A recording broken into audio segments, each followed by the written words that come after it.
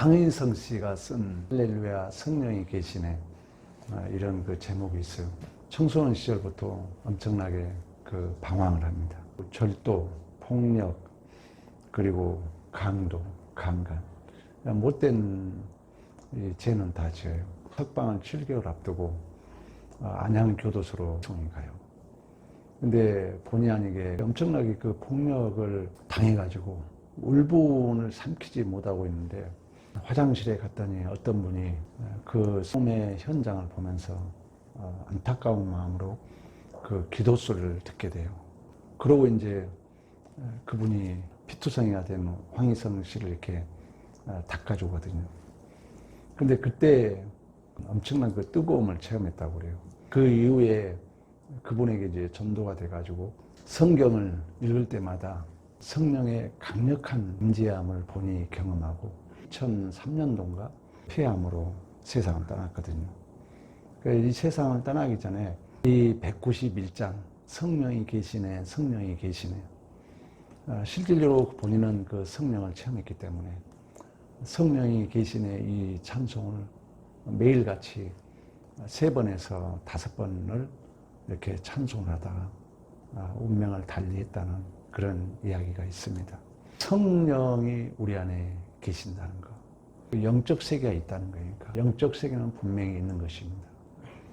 보이지 않는 세계는 있다는 거예요. 일찍이 플라톤도 이데아라는 그 철학적 형이사각적인 절대자를 설정했지만, 또 다른 의미는 우리가 보지 못하지만 영적 세계는 있다는 것입니다. 하나님은 안 계신 것 같지만 우리 안에 성령으로 내주하시고, 생선을 달라는 자에게 뱀을 줄 자 없고 떡을 달라는 자에게 돌을 줄 자 없다. 악한 자라도 자식에게 좋은 것을 주시거든 천부께서 너에게 좋은 것을 주시지 않겠냐면서 성령에 대한 얘기를 합니다. 고린도전서에 보면은 하나님의 영을 우리가 받았으니 하나님께서 우리에게 주신 은사를 알게 하려 하심이라 그래요. 성령이 우리 안에 신적 확증으로 내주셔서 하나님의 은사를 알게 한다. 성령이 우리 안에서 실제적으로 내주하심으로. 당시에 이 본문은 오늘날도 추천서가 있잖아요. 청소년들 대학 간다면은 추천서, 위임서, 자기 소개장 이런 걸 여러 가지 씁니다. 근데 오늘 본문은 하나님께서 최고에게 우리에게 추천서, 위임서, 하늘에서 파견된 신적 보증, 성령 하나님이라는 것입니다. 성령 하나님. 먹물로 돌판에 새긴 것이 아니라 영으로 우리의 육의 신비, 우리 마음판에 성령이 새겨졌다는 거예요. 성령이 우리 안에서 역사하기 때문에 오늘 사도 바울은 그리스도의 편지다 그래요. 편지. 성령은 실제적으로 창세 전부터 성부, 성자, 성령 하나님이 삼위일체로 존재론적으로는 동일하게 계셨지만 실제적인 주도적인 역사는 오순절 성령 강림이잖아요. 그러니까 누가복음과 사도행전의 이 관계성을 알아야 돼요. 누가복음은 복음이잖아요. 마태복음 마지막이 아버지와 아들과 성령의 이름으로 하늘과 땅의 권세를 내게 주노니 세례를 주고 내가 분부한 것을 가르쳐 지키게 하라. 세상 끝날 때까지 내가 나와 함께 하심이라. 그러니까 이 함께 하심이 성령으로 그 복음서의 연장선상에 이루어지고 있다는 거예요.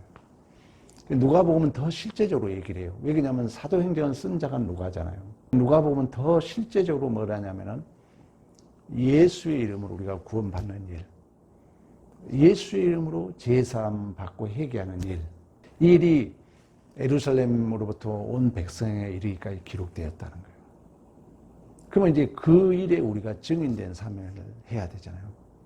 예수로 이름으로 구원받는 그 증인된 우리의 삶을 살아야 된다는 거죠. 너희들이 이 일의 증인이다. 그러면서 뭐라냐면은 증인된 사명을 감당하기 위해서는 하늘의 능력을 덧입어야 된다는 거예요. 우리가 누구를 증인한다는 것은 그걸 봐야 되잖아요. 또 그걸 정확하게 알아야 증인된 삶을 살 거 아니에요. 예수 그리스도께서 우리를 위하여 죽으시고 부활하시고 우리가 그 이름으로 구원을 받고 그 증인된 사명을 감당하기 위하여 누가복음 마지막에 뭐라 하냐면 하늘의 능력을 덧입는다 그래요. 그 능력을 덧입을 때까지 이성에 머물라 그랬고 그 실존으로 성령이 임하신 줄로 믿습니다. 그래서 갈라디아서는 이런 얘기합니다. 너희가 성령을 주시고 너희 가운데 능력을 행하신다. 그러니까 성령이 우리 안에 능력을 행한다는 거예요. 성령의 문제라는 거예요. 성령의 문제. 빌립보서 1장 19절은 성령의 도우심으로 나를 구원에 이르게 하는 줄 안다 그래요. 또 디도서에도 그런 얘기를 합니다. 성령으로 새롭게 하심을 통해서 은혜를 힘입어 의롭다 하심을 믿어 영생의 소망을 따라 상속자가 되게 한다 그래요. 성령. 우리의 구원 사역에 있어서는 성령이 우리 안에서 내주하셔서 그 보증이 되어 주신다는 거죠. 확증이 되어 준다 그러죠. 성령이. 그러니까 성령이라고 해서 우리는 보이질 않잖아요. 근데 성령이 내 안에 우리는 지금 임재해 있고 그러면 우리가 성령을 그럼 어떻게 체험할 수 있느냐? 이미 우리가 공부해 왔습니다만 성령이 내 안에 임재하면 마음에 무엇인가 확신이 생긴다. 로이드 존스 목사는 그렇게 얘기했어요. 성령이 임하면 내 안에 믿음의 확신이 생긴다는 거죠. 그러니까 성령은 지금도 역사하는데 신앙생활은 기계적이지 아니라 그랬잖아요. 인격적이에요. 성령이 내 안에 지금 역사하는데 나는 관심이 없어. 성령은 역사할 수가 없죠. 그래서 이 시대에 필요한 것은 맥체인 목사는 성령 체험이라 그랬거든요. 여러분들이 성령을 경험하려고 하는 마음을 가지셔야죠. 그래야 성령이 경험되죠. 로이드 존스 목사는 뭐라 하냐면은 자, 자식과 부모가 같이 걸어가고 있다는 거예요. 근데 부모가 자식을 아까 막 이렇게 안아주고 내가 용돈이라도 주고 그러면 아, 우리 목사님이 나를 사랑한다는 확신이 훨씬 크게 생기겠죠. 성령이 임하면은 동일한 예배를 드리는데 성령의 체험은 뭐냐? 그 동일한 평소의 그 마음과 내 마음이 틀려지더라는 거예요. 이렇게 설명을 해요. 로이드 존스 목사는. 그래서 동일하게 여행할 때와 아버지가 막 안아주고 또 뭔가 막 떡볶이라도 사주면 그 아들이 더 아버지가 나를 사랑한다는 걸 느낀 것처럼 그 확신이 더 강해지는 것처럼 성령이 임하면은 믿음의 이례적인 확신이 생긴다. 이런 얘기를 했습니다. 그런 것처럼 성령은 우리 안에서 하나님의 자녀로서 양자의 됨을 또 우리를 새롭게 태어나는 데 있어서 능력을 행하신 분이 바로 성령 하나님이신 줄로 믿습니다. 그러면 성령이 우리에게 직분도 줘요. 내가 목사란 직분은 내가 취득한 게 아니라는 거예요. 결혼도 어떻게 보면은 성령이 이렇게 결혼을 하게 하는 거예요. 쉽게 말하면. 만나게 하고.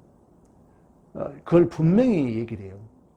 그러니까 고린도 교회가 내가 직분을 받은 것처럼 내가 은사를 받은 것처럼 다툼이 벌어진 거예요. 그리고 나는 누구 편에 서겠다는 거예요.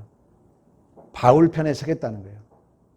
또 어떤 분류는 나는 베드로 편에 서겠다는 거예요. 왜? 그 각자의 본인들이 그 어떤 직분을 받고 은사를 받았다면 힘 있는 자에게 줄을 서는 거예요. 또 어떤 사는 나는 그러면 예수 그리스도파, 예수 편에 서겠다는 거예요. 또 어떤 분은 바울과 같이 사역을 했던 아볼로가 있었어요. 나는 아볼로 편에 서겠다는 거예요. 그러니까 이제 서로 다툼이 벌어지는 거예요. 그리고 알력 싸움이 벌어져요. 너 편, 내 편. 이런 이제 싸움이 벌어질 때 바울이 뭐라냐? 야, 한 성령이 그 하나님의 뜻에 따라서 성령의 뜻에 따라서 모든 직분을 주신 줄로 믿습니다. 성령이 모든 걸 나눠줬다 그래요. 그러면서 뭐라 하냐면은 성령이 주셨기 때문에, 한 성령이 교회를 위해서 주셨기 때문에 한 지체가 고통을 받으면 모든 지체가 함께 고통을 받고, 한 지체가 영광을 얻으면 모든 지체가 함께 즐거워한다. 왜 그러냐면 성령 하나님은 한 분이 주셨기 때문에. 따로따로는 줬지만 한 분이 줬다는 거예요. 그 하나가 돼야죠. 그래서 은사를 대한 얘기를 하면서 마지막에 뭐라 하냐면은 품위 있고 질서 있게 하라고 합니다. 그러니까 우리에게 직분 여러분 주신, 저는 목사로서, 장로로서, 권사로서, 안수입사로서, 집사로서 이 모든 것은 우연히 준 게 아니라 성령 하나님이 주신다는 거예요. 그러니까 물론 나를 통해서, 목회자를 통해서 주는 거죠. 그래서 여러분들이 그 주신 직분, 집에 가면 아버지라는 우리의 직분이 있어요. 어머니라는 직분이 있어요. 이 모든 것은 하나님이 주신 거예요. 성령 하나님이. 그래서 여러분들이 이 직분을 잘 감당하고자 하는 의도, 지향성, 하나님이 줬다는 것에 대해서 여러분들이 내가 하나님이 주셨는데 내가 좀 더 열심히 해야, 이런 마음이라도 가지고 계셔야 된다는 거예요. 그러지 아예 무감각하게 되면 이제 그건 이제 신앙을 자포하는 거죠. 이따 내용이 나옵니다. 성령은 반드시 우리 안에서 이러한 직분을 주시고 그 사명을 감당하도록 능력을 행하신 줄로 믿습니다. 그리고 이 성령은 하나님의 거룩하신 목적과 사역의 효과적인 사역을 감당하기 위하여 이 성령은 우리의 마음, 우리의 지성의 성령이 임하십니다. 영혼과 육체가 그렇다 했어요.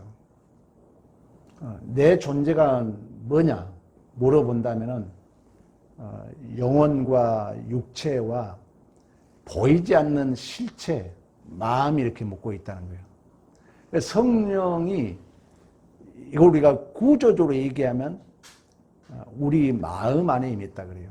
마음 안에. 그래서 갈라디아서 뭐라 하냐면은 하나님이 아들의 영을 우리 마음 가운데 보내사 아바 아버지라고 고백한다. 고린도후서 1장 계속 읽어보면 뭐라 하냐면은 우리에게 인치시고 보증으로 우리 마음의 성령을 주셨다. 성령의 무엇인가 우리를 이끌고 있는데 여기에 인식을 하고 살아가느냐, 그냥 기분대로 순간 감정 탁 나오면은 거기에 순종하느냐, 이걸 그 어느 심리학 책에는 리모컨이라고 표현해요. 무의식이 조절하는 리모컨. 이건 우리 국민이 90%가 무의식이 조절한 리모컨에 조종당한다, 이렇게 그 책에 나와 있더라고요. 근데 우리는 그런 존재가 아니라 성령이, 오늘 얘기하고 있잖아요. 우리 마음판에 성령이 새겨진 줄로 믿습니다. 그래서 우리는 그리스도의 편지라는 거예요. 그리스도의 편지. 그러니까 이 성령이 우리 안에 생각나게 하고 기억나게 하고 가르쳐주고, 성령이 실제적으로 예수의 증인된 사명을 감당하도록 우리 안에 능력을 역사하기 때문에 말씀을 들으면서 우리의 의도, 항상 성령과 묶여있는 이 삶을 살아야 돼요. 그래서 우리 하나님의 말씀이 이럴 때 어떨까? 내가 이걸 이렇게 해야 될까 저렇게 해야 할까 할 때 내 안에 성령을 파라클레토스 보혜사라는 의미를 해석해 보면은 돕는 자, 위로자, 상담자라는 뜻을 가지고 있어요. 상담자. 그러면 성령 하나님이 내 곁에서 모든 일을 상담하기를 원하거든요. 근데 우리는 그 성령 하나님과 상담한 게 아니라 갈라디아서는 뭐라 합니까? 육체의 소욕이라 그래요. 육체의 소욕이 성령의 소욕을 거스린다 그러거든요. 또 이걸 방해한다 그러거든요. 근데 우리는 육체적 소욕에 우리가 잘못하면은 의도의 지향성이 하나님의 의도와 지향성과 달라질 수 있다는 거예요. 그래서 여러분들이 훈련해야 됩니다. 에게 주어진 여러분의 모든 그 삶의 영역 속에서 실제적으로 나와 상담하신 성령의 능력을 덧입기를 축원합니다. 에스겔에서 이런 얘기를 해요. 새 영을 너희 속에 두고 새 마음을 너희에게 주되 육신에서 굳은 마음을 제거하고. 그러니까 성령이 우리 안에 굳은 마음을 제거한다는 거예요. 우리가 잘못한 과거적 삶을 살 수 있거든요. 왜? 우리의 감정은 새로운 것이 만든 거예요? 옛날 것이 만든 거예요? 옛날 것이 만든 거예요. 옛날 상처 이런 것들이 우리의 거의 90%는 옛날 것이 쌓여 있다는 거죠. 옛날 것이. 그러면 새로운 삶의 이제 정황이 자꾸 우리에게 주어지는데 또 옛날 걸 해석을 해, 그걸로. 옛날 걸로. 그러니까 계속 옛날 것만 쌓이는 거예요. 그래서 이때 성령을 의지하고 우리는 예수와 죽었잖아요. 자꾸 내 마음을 새롭게 도전한다는 건 보통 힘든 게 아니거든요. 우리 도전해야 돼요. 자꾸 내가 하나님 뜻이 어디 있을까? 하나님이 어떤 걸 기뻐해야 될까? 이런 마음가짐을 가지셔야 됩니다. 마음가지심을. 그래야 내 존재가 새로워지는 거예요. 그래서 이 에스겔서 36장 26절 27절에 그런 얘기를 해요. 성령은 우리에게 새 마음을 주셔서 굳은 마음을 제거한다는 거예요. 그래서 우리에게 부드러운 마음을 준다는 거예요. 멈춰있는 게 가장 큰 병이거든요. 동의보감이 뭐라 했어요? 들고 나가는 거라는 원리가. 생각도 멈춰있으면 안 되고요. 우리의 먹는 것도 멈춰있으면 여러분 알잖아요. 썩는 거예요. 우리의 생각도 마찬가지예요. 성령이 우리 안에 들어와서 자꾸 옛날 걸 제거하고 우리의 심령을 새롭게 부드럽게 한다는 거예요. 그리고 성령이 우리 안에 하나님의 법을 지키도록 하신 줄로 믿습니다. 성령이. 그래서 여러분의 내 마음속에 지금 성령이 상담자로 계시거든요. 그래서 자꾸 물으셔야 돼요. 성령이 어떨까? 그 지향성을 선택할 때, 내 방향성을 선택할 때 자꾸 물으시라는 거예요. 이처럼 성령은 성부와 같은 뜻, 같은 목적, 같은 직무, 같은 사역에 따라서 우리를 성화시키시고 우리를 유래해 주시고 우리를 도와주시고 우리의 상담자가 되어 주신 줄로 믿습니다. 그리고 성령이 우리에게 은혜를 계속 공급해 줘요.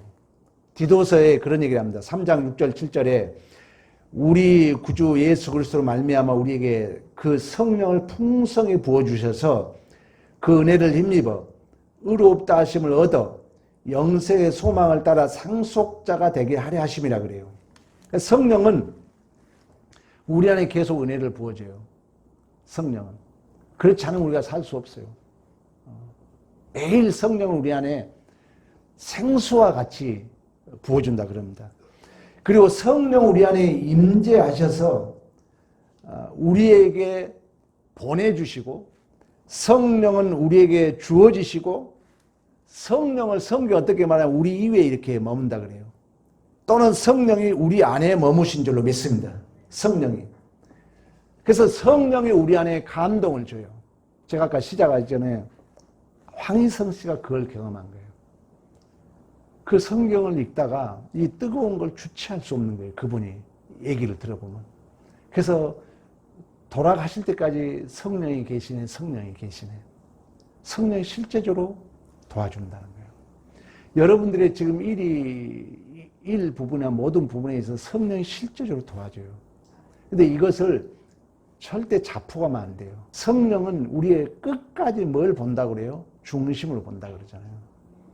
그러니까 끝까지 우리 주님인 나를 변화시킬 것이 있으면은요, 1% 양보를 안 해요, 우리 주님은.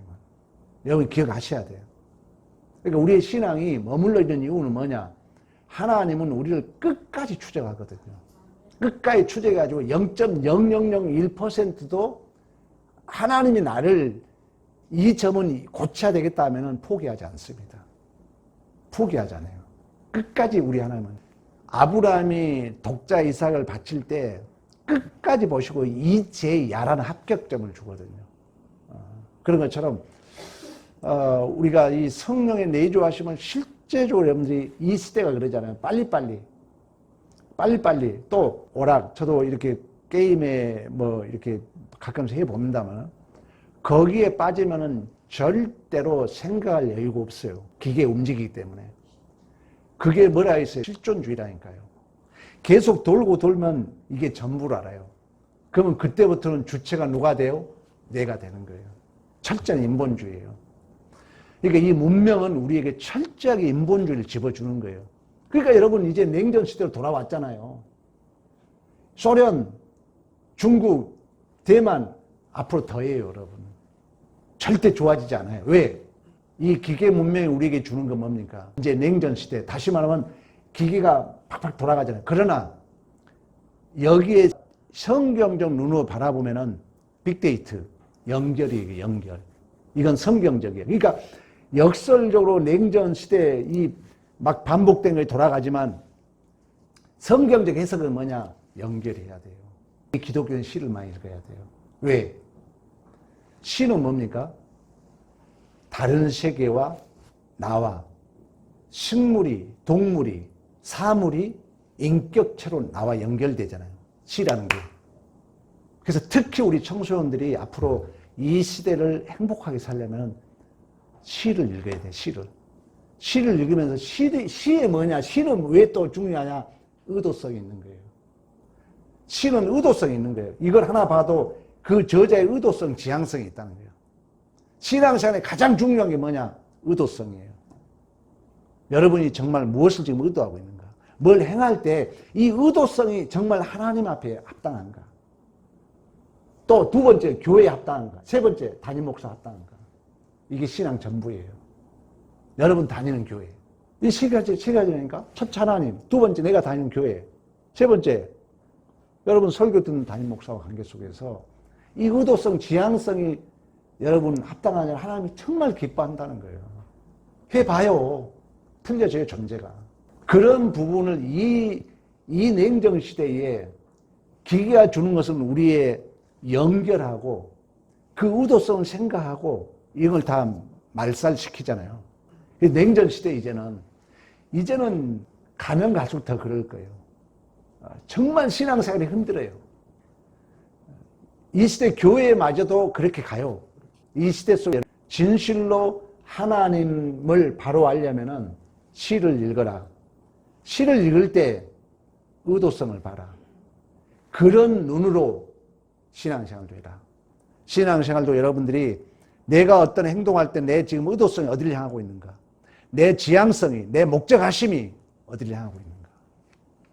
그리고 상대를 볼 때도 이제 상대를 해석할 때도 마찬가지예요. 막 순간의 감정의 과거적인 삶에 판단하지 마시고 성령이 내 상담자로 계시고 듣는 설교의 귀를 기울여서 여러분들이 의도성을 가지고 차차차차 내 의식으로 성령의 인도함에 따라오면 우리의 존재는 달라지는 것입니다. 요한복음 14장 17절 그런 얘기예요. 진리의 영이라 우리와 함께 거하시면 너희 속에 계심이라. 베드로전서 4장 14절 영광의 영 하나님의 영 그 위에 계심이라. 자, 성령은요. 성령은 우리 안에 내주하십니다. 근데 성령은 순간에 내주하실 수 있어요. 물론 이제 이 구원론에 있어서는 성령은 단회적이에요. 한 번 임하면 떠나지 않아요. 그러나 순간순간 이런 일은 성령이 내주했다. 때로는 성령의 역사가 중지한다 그래요. 중지. 성령이 떠난다는 거예요. 쉽게 말하면. 성령이. 근데 성령은 여러분 사울에게도 이제 왕을 원하니까 하나님이 사울에게 기름으로 왕을 세우잖아요. 근데 성경에 뭐라 하냐면은 성령이 떠났다 그래요. 성령이 떠나니까 그 안에 하나님이 부른 악령이 그를 번뇌했다 그래요. 다윗이 밧세바와 범죄하고 나서 그러잖아요. 뭔 기도하죠? 나를 성령에 떠나지 말게 기도하거든요. 성령을. 그러니까 성령이 물론 우리의 개혁주의에서는 구원론에 있어서는 성령이 임재하시는데 부분적으로 일시적으로 성령이 그 사역을 중단할 수 있다는 거예요. 그러면 내 마음이 엄청 강팍함을 여러분 느낄 거예요. 그건 성령이 일시적으로 여러분과 사역을 안 하고 있다는 거예요. 일시적으로. 왜? 하나님은 내버려 두시면 허용의 섭리가 있잖아요. 그래서 성령은 가끔씩 거두어 가시기도 하고 떠나시기도 하는데 이걸 이제 세 부분을 나눠서 얘기를 해요. 이 존 오웬 목사는. 전체적이고 부분적이고 일시적이다 이렇게 나눠서 얘기를 해요. 성령이 내 안에 임해서 능력을 행하시고 성령이 감동도 주시는데 성령이 어떤 사람은 전체적으로 떠나버릴 수 있다는 거예요. 물론 우리 입장에서 그렇게 해석하지만은 전체적으로 떠났다는 것은 쉽게 말하면 거기에 성령이 안 계신다는 거예요. 그 사람은 이제 구원론에 있어서 심각한 문제가 범할 수 있겠죠. 성령은 구원사역에 있어서는 내가 하나님의 자녀되온 이 구원사역에 있어서 우리 개혁주의에서는 한 번 구원받은 실패함이 없다고 그래요. 그러니까 우리 구원받은 자들은 이 구원론에 있어서는 성령이 떠나심과 거두어 가심이 전체적이겠어 일시적이겠어? 일시적이라는 거예요. 내가 하나님의 자녀를 받았는데 신앙생활 열심히 좀 하고 싶고 은혜 좀 받고 싶었는데 도무지 안 들린 경우 있잖아요. 일시적으로, 부분적으로 성령을 거두었거나 성령을 떠났다 이렇게 표현하는 거예요. 이 존 오웬 목사는. 전체로 완전히 떠나지 않는 거예요. 일시적으로 내가 구원은 받았지만 성령이 예수 그리스도의 그 증인된 능력을 덧입어야 되는데 이 부분에 있어서는 전체적으로 떠나지 않는다는 거예요. 하나님이 한 번 택한 백성은 포기하지 않기 때문에. 그러나 일시적으로, 부분적으로 성령이 중단되거나 성령이 떠날 수 있다는 거예요. 그러면은 말씀이 들어도 이게 도대체 무겁죠. 내가 예수의 직인된 삶을 살 수가 없는 거죠. 두 번째, 은사에 있어서 내가 어떤 병고치 은사를 받았다 예를 들면, 근데 이 은사는요 하면은요 더 하나님이 줘요. 더 이제 하나님이 은사는 더 하나님이 은혜를 줘요. 근데 문제는 뭐냐, 이 은사에 있어서 안 하면은, 여러분들 예를 들어서 뭐 어떤 기도의 능력이 있다. 은사는 다양해요. 또 누구를 막 사랑하고 또 이렇게 말을 또 이렇게 재밌게 하시면 이 은사가 있는 거다. 근데 이 은사는 은사에 있어서는 전체적으로 떠나버려요. 그러니까 은사를 받았는데 안 하면은 전체적으로 떠나버려요. 또 부분적으로 떠날 수 있어요. 또 일시적으로 중단될 수가 있어요. 그래서 여러분들이 은사는 가지고 있는 것은 반드시 활용해야 돼요. 써야 돼요. 은사는. 그지 안 쓰면 은사의 부분에 있어, 아까 구원론에 있어서는 전체적으로 떠날 일이 없는데 은사적인 건 떠날 수 있다는 거예요. 예를 들면 내가 축구를 잘한다. 안 하면 없어지는 거예요. 사라지는 거예요. 똑같아요. 은사는 전체적이고 부분적이고 일시적으로 없어질 수 있다는 거예요. 그래서 여러분들이 주신 은사를 잘 활용하면 하나님은 거기에 맞게 더 많은 걸 주실 줄 믿습니다. 또 은혜 밖에 있는 자, 은혜 밖에 있는 자는, 그러니까 하나님의 은혜 밖에 있는 자는 하나님의 택함을 못 받은 자들이죠. 쉽게 말하면 우리가 사울 같은 경우는 이제 완전히 은세가 떠나버리니까 사울은 어떻게 되느냐, 다윗을 죽이려고 그래요. 성경이 그 얘기를 해요. 성령을 하나님이 거두어 가버리니까 이 세상은 영은 두 가지밖에 없어요. 하나님 편에 안 서면, 존 오웬 목사가 그랬잖아요. 네가 하나님 편에 안 서면은 너는 악령에 끌려간다 그래요. 미안한 얘기지만 내 얘기 아닙니다. 책에 그랬어요. 우리 다 들었잖아요. 설교 들었잖아요. 두 개밖에 없어요. 내가 성령의 지향성을 두지 않으면은 이 영적, 엄밀히 말하면 교회는 전투하는 교회입니다. 싸우는 교회예요. 그렇다 해서 혈과 육의 싸움이 아니라 영적 싸움이라는 거예요. 영적 싸움. 이 영적 싸움을 하는데 이 사울 같은 경우는 뭐로 표현하냐, 하나님이 성령을 거둬갔더니 하나님의 분이 악령이 그를 격동케 했다 그래요. 그러니까 사울의 삶을 보면은 다윗이 만만이요 사울은 천천히다. 그때부터 시기심이 생깁니다. 그러면 자, 다윗을 죽이려고 그래요. 근데 다윗은 하나님의 백성이잖아요. 그래서 다윗이 나중에는 사울을 죽일 수 있는데 용서를 해줘요. 그때마다 사울이 순간은 후회를 해요. 순간은 그래 다윗아 미안하다 그래요. 근데 성령의 이끄심이 없기 때문에 변할까 안 변해요. 순간 다윗이 그에게 용서를 보면 그래 너가 정말 다윗아 미안하다 그래요. 근데 조금 지나면 또 다윗 죽이려고 그래요. 안 변해 마음이. 왜? 이미 성령을 떠났기 때문에. 이 지금 존오이 목사님 그 얘기를 해요.